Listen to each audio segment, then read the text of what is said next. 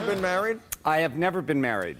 Well, I got to tell you, as someone a little older than you. Yes. When you reach that age, you've never been married, it's probably not going to happen. Yeah? I'm just saying, if you've been single this long, you get set in your ways, and single becomes normal.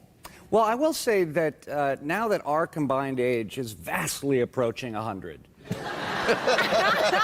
Yes, it is. I'm glad we're not at some of the places we were before. We used to be drunks. Let's be honest. Oh, sure. I mean, no. I think at you one were point... a drunk. I was a heavy drinker. Yes. I think there's a very big difference. You were a real drunk. I was you? a guy who, I'm surprised I didn't try to drink you. No, I was a guy, you were talking about it. I was a guy who, you know, had that issue in his life. There's a difference between that and partiers.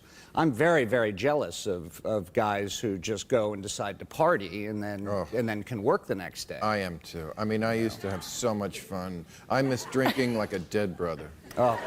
Well, and I still drink a little. I do. And I drink a little, you know. I mean, I'm not. Are you totally abstinent now? I am totally abstinent. Yeah. What was the worst? Thank you. What was the worst? Well, here's where it started for me, and I feel like you know, all of these wonderful things are happening today in the world.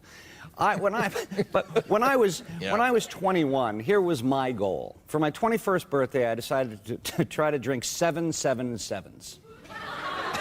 That was my goal. So I was at a hotel across the street, the Sofitel Hotel, across the street from the Beverly Center. Sure, I know. I had drank 7 7-7s.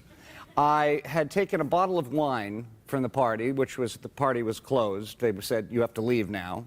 So I took a bottle of white wine and I put it in my sport coat pocket. Yeah. And I was wandering around the lobby and I saw this, and I saw they had this piano bar and it had this huge brandy snifter for tips that you'd put in. And I took that, and I said, it's my glass. And I poured my bottle of wine into that, and I was wandering around this hotel, drinking out of it like that. I at least had the presence of mind at the time to not go drive home. So I went up to the people who worked there, and I said, you have to get me a cab while I'm carrying this thing. And they sort of go, okay, go wait over there. And I go wait over there. I've got this huge thing in my hand. The car pulls up. I get in the back seat. I sip from it and start to belt out some of the most drunken directions anybody's ever given anywhere. I think I could only pronounce the letter L. And the guy turns to me and goes, what the hell are you doing? And I realized I hadn't gotten in a cab. I'd just gotten in the back of somebody's car. I'm right. You were a drunk. All right.